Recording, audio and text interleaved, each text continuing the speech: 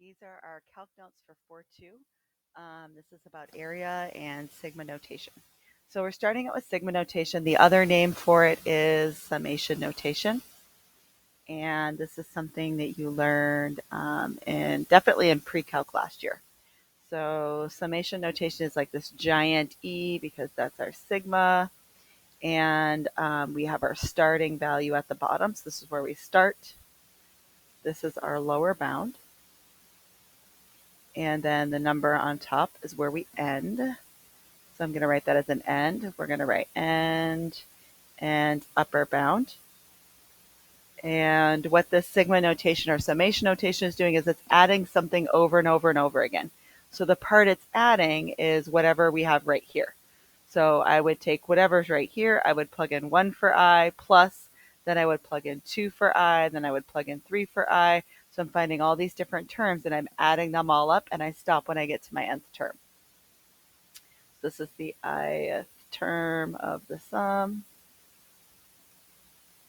And so, like I said, this one would be like a sub 1 plus a sub 2 plus a sub 3 dot dot dot all the way up to a sub n. So we're adding them all. So we're putting these numbers, we're putting I equals 1. So we're starting with substituting 1 in for the I and we're going all the way up to n. And this doesn't have to just be an A. It could be like a 5x. And you start with putting 1 in for that x and you end with putting 10 in for the x. So we're going to look at a couple of examples. Oh, here's some formulas, different summation formulas. So this C is where we have a constant here. So there's no place to plug in a 1. We could just multiply C times n. Here's one for summing I squared all the way up from 1 to n. Here's for adding the first n numbers from 1 to n. Here's for I cubed. So just different formulas. This is not like a big AP thing. This is just something that we kind of need to know to have other stuff. So we have background information. So that's our goal right now. So we're going to do these kind of the long way and the short way and just kind of look at those formulas. So if I am looking at summing I over and over again, I'm starting with 1, I'm ending at 6. That means I'm just doing 1 plus 2 plus 3 plus 4 plus 5 plus 6. So I could just go through and add up all those numbers. A trick is to add my first and my last. So this would be 7, and then this would give me another pair of 7. So I'd have 3 pairs of 7. So that would just give me 21. Another way is to use this formula right here, because that's really what I'm doing, right? I'm using this starting at 1 for I, ending at 6. So going from 1 to 6. And so this formula says I would take n plus 1. So to me, that makes sense. Like here's my 1, here's my n. My n plus 1 is my 6 plus 1. So instead of the n plus 1 part, I'm going to write 6 plus 1. And then times, I've got an n divided by 2. So if I think about it here, I have 1, 2, 3, 4, 5, 6 numbers. 6 is my n, right? And I had 3 of those pairs. And the way I got 3 was by doing 6 divided by 2. So it gives you the same result. I don't know if the formula is actually any faster. Let's see, this would be a 3 times 7 also, which is 21. So just a different way to go about doing this. On the next one, we could just go through and we could plug in 3 over and over and over again and take a sum. It's not that many terms. Or we could try to use a formula again.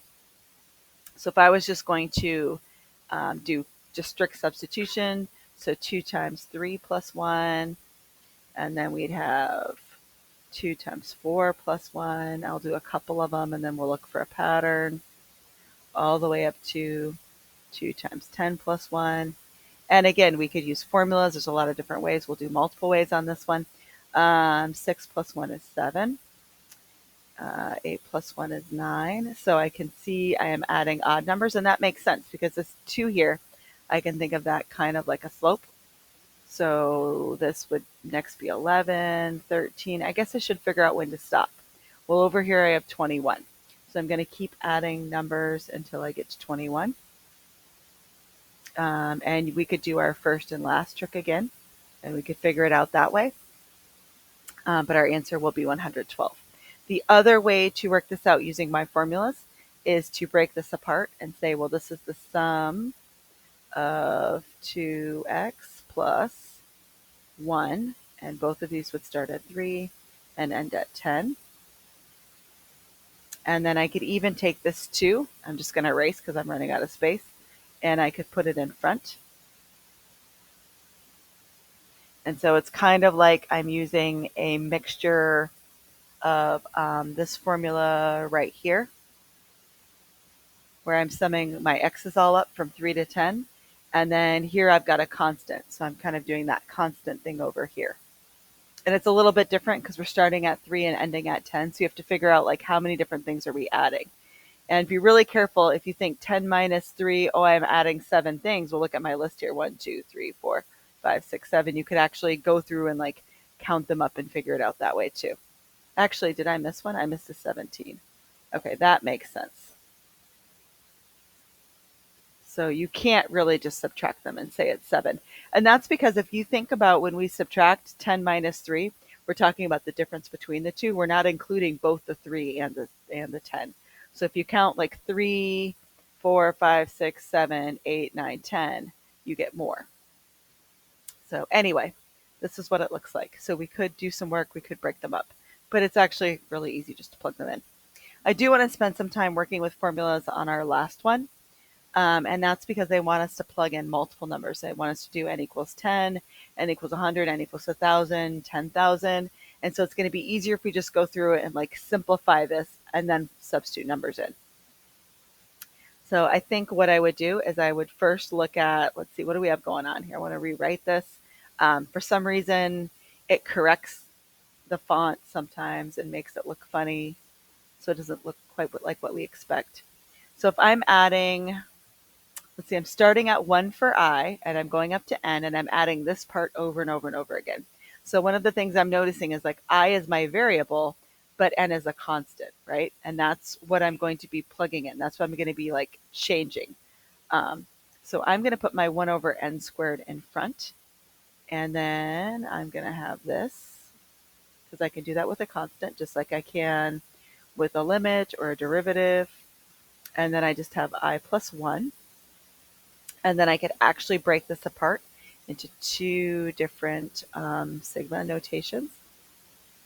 So let's go ahead and do bracket here. We'll have one of them that starts at 1 and goes to n of I. And then the other one will start at 1 and go to n, and it'll just be a 1. Right? So I'm just using these kinds of rules that we've been using all along. We've been doing the same thing for derivatives and limits. They also work when we're working with sigma notation. So I'm just following those rules. So I took out my constant. There was a plus sign here, so I broke it apart into 2 of them. So now I'm going to use my formulas. So I have a formula up here that says this whole thing is going to be n times n plus 1 all over 2. And this thing over here is going to be 1 times how many of them I have. I'm going from 1 to n, so 1 times n. So I'm just looking at formulas up above.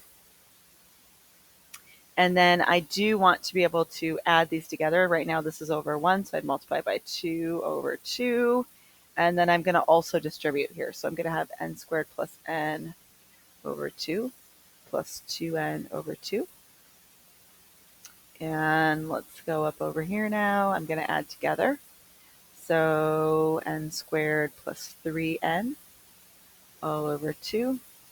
And then I actually have that n squared in my denominator, right, that I'm multiplying. So I guess I could keep it outside for now, trying to show extra work, but it's really going to get multiplied in the denominator. And really, I should factor in the numerator, shouldn't I? Let's go ahead and do that. Let's factor out an n. So I'm just trying to get this reduced to a point. This is what my sum is going to equal. And I want to get this reduced to a point where it's easy to plug in these numbers. That's my goal. So let's see. I now have n plus 3 over 2n. That looks pretty good. So this is our sum. So if we keep adding all the way from 1 to some number, and it could be 10, it could be 100, it could be 1,000, over and over and over again of this expression, it's going to equal n plus 3 over 2n. All right, so now let's look at what happens when n equals 10. Well, when n equals 10, we would do n plus 3, so 10 plus 3 over 2 times 10. which is, let's see, 13 over 20. If n equals 100, we would have 100 plus 3 over 2 times 100. So 103 over 200.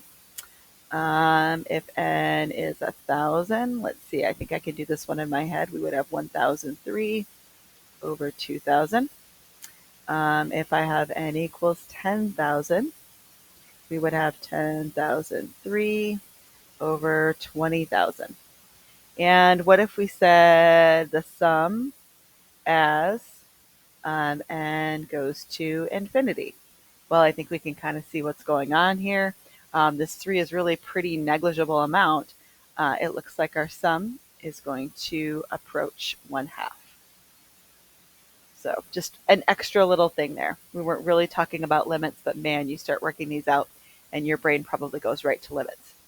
So this is just supposed to be a review of sigma notation, some formulas, maybe kind of a calc perspective when we think about limits, which again was not the intent of this problem, but it's just kind of cool to think about. The big thing that we're working on, though, is area. And so I actually did a bunch of extra notes on this page here. Where did I put it? To kind of help us out. So we are trying to find the area under a curve. And we can do that by approximate it by dividing it into rectangles, finding the area of those rectangles and adding them together. So the more rectangles we have, or the smaller the width of the rectangles, the more accurate this is going to be. And that probably doesn't really make sense right now. So before we get into all of this, I want to go ahead and draw this out so you can kind of see what I'm talking about. So when I look at this, I think, oh, that's a quadratic, right? And my vertex is at 0, 1. And I could draw just kind of a real general quadratic. You can see I'm only making the positive part of that, and that's because I'm already looking at this 0, 4. And that's going to be my domain, so I don't want any negative stuff over here anyway. I only want this to go from 0 to 4. So I'm going to say this is 1 right here, and then I'm just going to draw my curve, and it's not super accurate, and this is okay, because I wanted to make it really big and have a drawing here. And I want it to go from 0 to 4. So I'm just going to say 4 is over here. And let's see, that means 2 would be in the middle of those. And then here I have 3, and here I have 1. And so I'm labeling my graph, but it also says, it says 4 subintervals. And I meant that 4 should be, this should be a 4, not a 5. So now we have 4 subintervals. And by intervals, I mean like from 0 to 1 is an interval, from 1 to 2 is an interval, from 2 to 3 is an interval, from 3 to 4 is an interval. So we have all those 4 little intervals that we've divided it up into. So what I'm talking about when I talk about finding the area under a curve is I'm saying, well, let's make these connect up to our function. And then I want to connect this and make them into these little rectangles. Okay, and you can see these rectangles are under the curve, but I think you can also see that if I made a lot of rectangles, this could be more accurate. It'd be harder to calculate, but it would be more accurate. So what I need to be able to do in order to figure out the area of those 4 rectangles, right? Because that's what we're doing. We're approximating this by making these rectangles, is we need to know the width of each of them, and we're going to call that our delta x. And the way we would get that is if you look at this interval from 0 to 4 here, I would do 4 minus 0. That gives me how wide it is. And then I would divide by how many I want to divide it up into. So like here I would do 4 minus 0 over 4. So each interval is 1. So I'm splitting from 0 to 4 up into 4 parts. And that means each of them has a width of 1. And we call that our delta x. And whenever we write delta x, we have to be thinking like, oh my gosh, a dx is coming. That's what's coming. So I want to write this up here. If I have an interval from a to b, let's see, we would have b minus a over how many we want. How many do we want? Let's just call them n. And that's going to be our delta x, where n is the number of subintervals or sometimes we call them partitions. There's a lot of different words for this, but basically how many little rectangles are we dividing it into? So that's how we'd get our delta x here. We can make different decisions about endpoints. First, what we're doing is if I'm thinking about like this rectangle here, I connected the rectangle on the left-hand side. So this would be like a left-hand sum or a left Riemann sum. So that's the one I did here. So we could do left, right, you could do middle, you could do upper, you could do lower, but we've got to figure out some way to draw that rectangle and then the height of each rectangle. And then we need to find the areas of all of these and add. So let's just go through and see what we come up with on this one. So we are going to do a left-hand sum first. That's what that stands for, or we could call it a left Riemann sum. You see it worded that way sometimes with AP stuff. Either of these would be good abbreviations. And to do this, we're using our left endpoint. Okay. The other thing that I could look at right away and tell is if I add up these areas, I'm always thinking, is that going to be less than the area under the curve or is it going to be more? And I can see that when I'm looking underneath this curve, I've got all these gaps where my rectangles didn't fill in. So it's going to be an under approximation. So you could also call it a lower sum. So the way I would find my area is I would have to figure out the width of each of these rectangles and then how high they are. So in order to get the height, I'm going to have to go back to my function and I'm going to have to figure out some y values.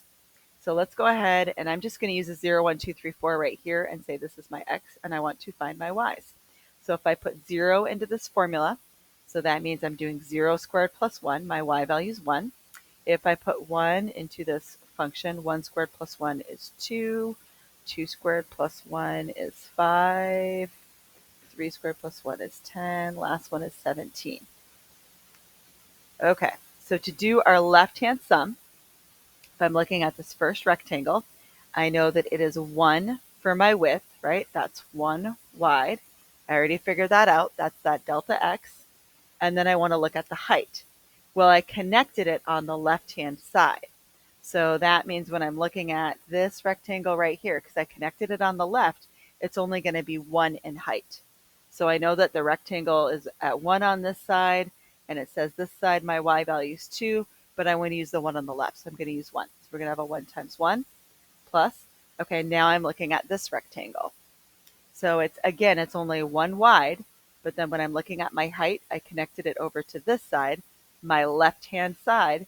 So when I'm looking at this interval, I'm going to pick that left-handed y value, which is 2. So 1 times 2. And then my next one, so I'm looking at my third rectangle. We only have 4. You can see why we didn't do very many.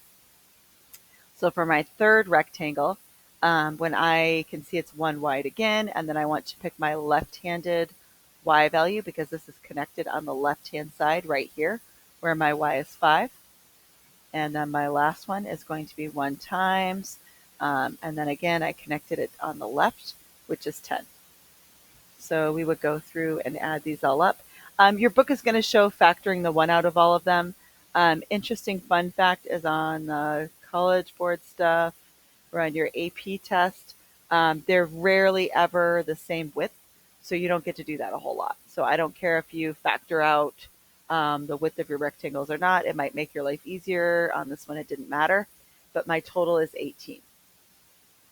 So now you're thinking, well, what if, like this isn't a super accurate rectangle. What if we made our rectangles a little bit bigger?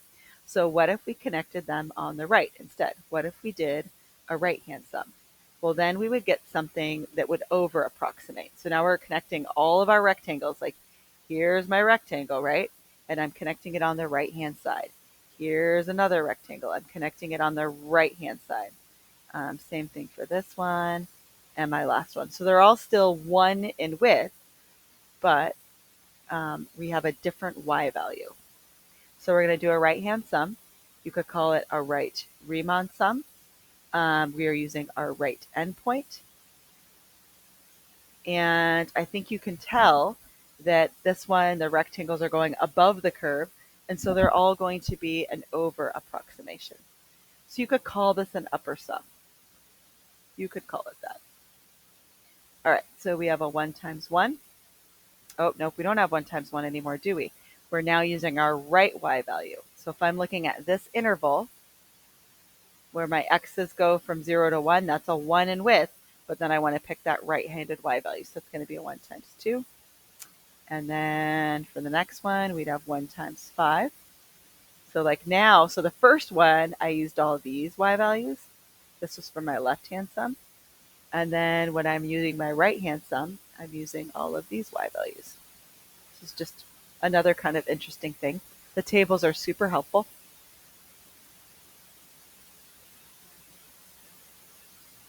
All right, and let's see what we got. So 2 plus 5 plus, I know this is extra, you don't need to write this out, plus 17, 7, and 17 is 24, and 10. So we get 34 on this one. So it looks like 18 is less than our actual area, which is going to be less than 34. So generally speaking, you're going to have some kind of under approximation, which could be less than or equal to your actual. And I'm saying or equal to because we could come up with a really boring function that's like a horizontal line, right? Where everything's the same height, it doesn't matter. And this we're going to call our over approximation. And this would be like a minimum area, giving you lots of different words that mean the same thing. This would be a maximum area. So what's tricky about this is that we could do so many different kinds of sums. So we did a left-hand sum, a right-hand sum, but we could do this kind of sum called a midpoint sum. So on a midpoint sum, you would take a curve like this, and you would partition it off. And then for each of our, I guess I need to move this up, for each of our rectangles, you would choose a point in the middle. So that's going to give you a midpoint sum. You can do something that is a lower sum. So for this one, you're just picking the midpoint as your y value, as your height. You could do something where you have a lower sum, where you're always picking the lower value as your height. So what that would mean is if I had, like, say, a table, right? Let's say I had an XY table. And I had, let's say, 0, 3, 6, 9, 12.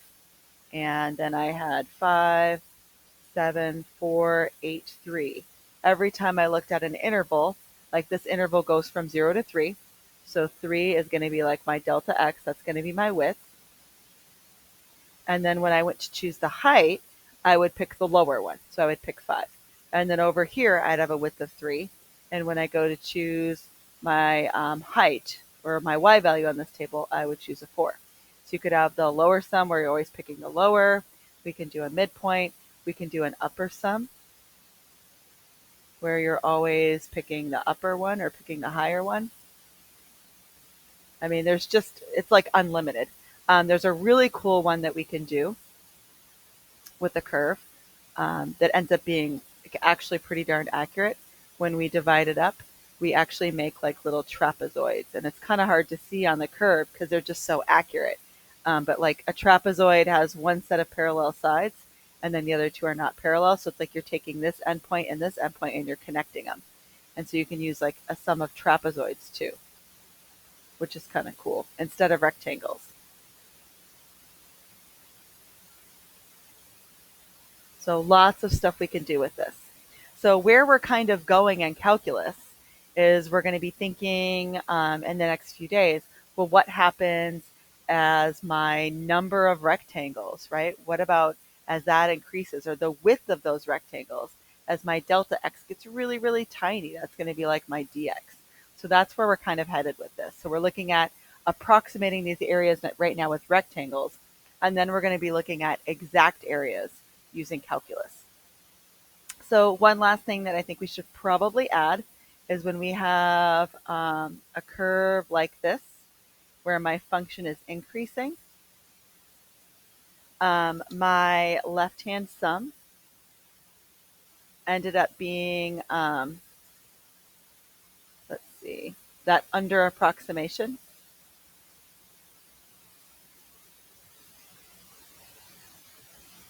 And that's because my function was increasing, and my right-hand sum ended up being an over approximation. And if I come up with another increasing function, so let's say one that's like this, a curve like that. This is also increasing, right? The concavity is different, but it's increasing. So let's look at what this is. So same kind of thing. If I connect these on the left-hand side, it's still an under approximation. So if I look at functions, and the reverse for the right hand. So if I'm looking at right hand, those are going to go above. So left is lower and right is above. So if I look at a function that's decreasing, we're going to have the opposite. So by a decreasing function, we could mean like this part of a parabola, right? So now when I'm drawing in some rectangles and I'm connecting them on the left, so now my left-hand sum is going to be an over approximation, and my right-hand sum is going to be under. And that's for any decreasing function. So I could make one like this that's concave up, or I can make one that's concave down. And you can tell there's like something weird under my paper. I can't make a nice curve right here. But same thing, when I go to connect it on the left, that's actually the higher side. So left is now going to be over and right is going to be under. So just increasing versus decreasing. Just something else to kind of file away for later on. All right, I think that's plenty for our notes. You should be able to easily do your 4-2. Let me know if you have any questions.